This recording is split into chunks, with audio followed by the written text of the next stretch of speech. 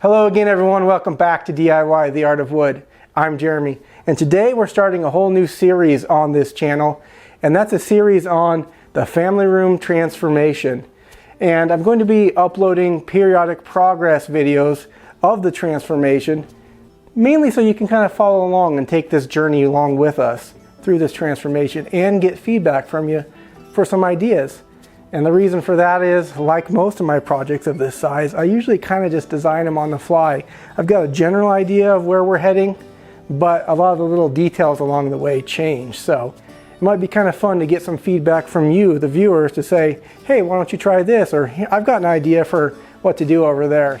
And who knows, maybe you'll have an idea I didn't even think of, and you'll see it come to life on this journey. A couple of things that we have planned here. Obviously, we're going to paint. This color is kind of, I don't know, sky blue, I guess, and it's really not all that appealing. We're going to be doing something a little bit different with the wainscoting here, and I've got a few surprises in mind, so definitely stay tuned for those. But one of the big projects we need to tackle is this wall here, and then the wall that's kind of behind you. You probably can't see on the screen right now. It has a real heavy trowel texture on it. Doesn't look that great, and it just kind of stops right there. And here they didn't do it on all the walls, so we're going to have to remove that texture and then retexture to match most of the other walls and then paint. Okay, so let's get started. We have a lot of work to do, and yeah, let's dig in. Okay, so first things first, we need to move some of this furniture out of here, and let's go. Well, that was easy. Okay, a little painting tip here for you. If you want professional results and nice clean lines, remove as much as you can from the walls before painting, including trim and baseboard whenever possible. The reason for that is, no matter how good of a job you think you're doing taping it off before you paint, you will get bleed through from the paint onto the other things that you're trying to tape off. It just happens. Plus, it gives you an opportunity to repaint your trim, repaint your baseboard if you're doing a contrasting color. Or in our case here, a lot of the trim in here is just a natural finished wood. And it's especially important in our case here too, because we have a lot of mismatched trim and baseboard in some areas that don't have any at all. So we're going to have to start over with that anyway. The only real exception that I would see to this is if you are deciding to paint all of your trim and all of your baseboard the same color as the walls, but most people usually choose a contrasting color anyway. Another benefit there too is if later on down the road you decide to remove that thing from the wall, you don't have to do any kind of touch up. There's not going to be a bare spot on the wall. It's a little extra work because you do have to remove it and you do have to reattach it, but the results will be much better and the results will definitely be worth that extra effort.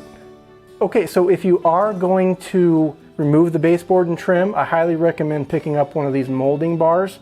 It's a specially designed kind of pry bar that has a really wide, flat end on it that's designed to slide in behind and underneath trim without damaging the trim or the wall.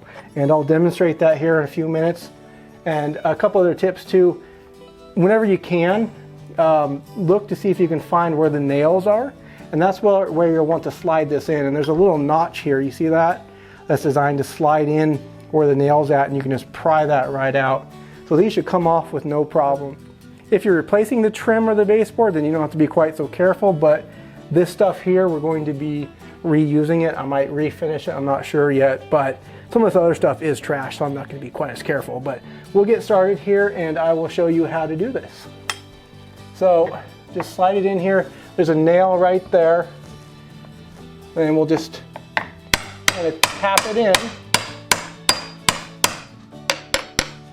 and kind of just get it started a little bit, and then find the next nail, which is like right about here.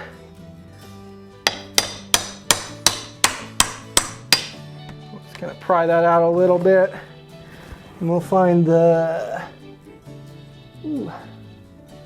find some more.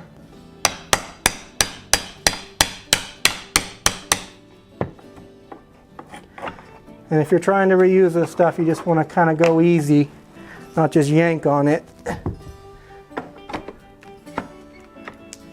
Probably a little bit at a time. Gonna go back and forth end to end a little bit. And eventually it'll come out.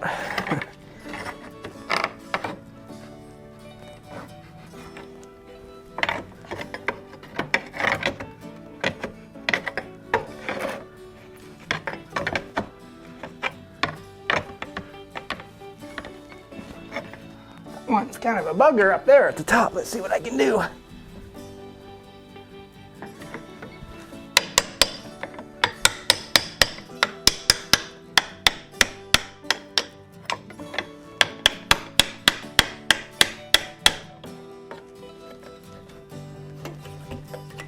And there you have it. Just be careful with the nails. They'll be in there. A little later I'll show you how to remove those easily. I've got a special tool for pulling out nails like that that works really well. But just set this aside. One thing that you can do too is, if you have a Sharpie handy, label these. Especially if you have a lot of windows, then you'll kind of know where they went and they'll go back together a little bit easier for you. And that's it. It's just that easy. Just work your way around. I'm going to get started on the rest of these and then move on to the next phase of this little project.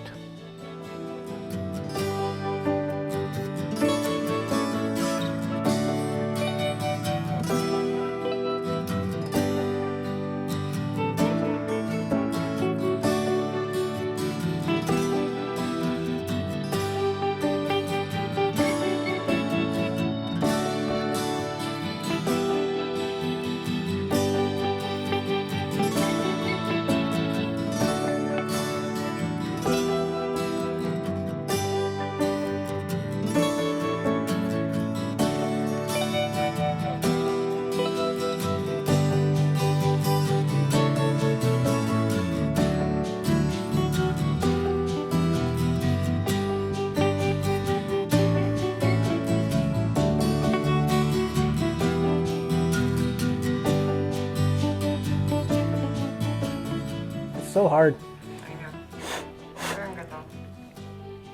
These are fogging up so bad too for some reason. Can you tell on screen that they're fogging up? Okay. Okay.